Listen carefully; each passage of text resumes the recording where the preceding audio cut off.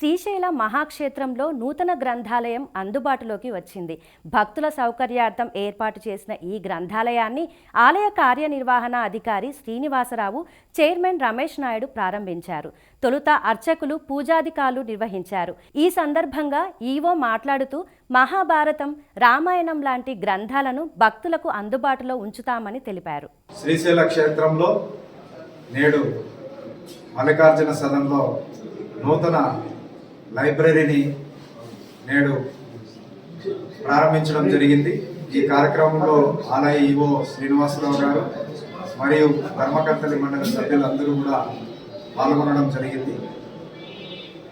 ఈ క్షేత్రానికి దర్శనానికి వచ్చే భక్తులకు ఆధ్యాత్మిక చింతనతో కూడినటువంటి పుస్తకాలన్నీ కూడా అందుబాటులో ఉండాలనే ఉద్దేశంతో అనేక మన రామాయణము, భారతము, భాగవతము, శ్రీశైల చరిత్ర, ఇతర పుస్తకాలన్నీ కూడా భక్తులకు అందుబాటులో ఉండే విధంగా ఈ లైబ్రరీలో పుస్తకాలను ఏర్పాటు చేయడం జరుగుతున్నది.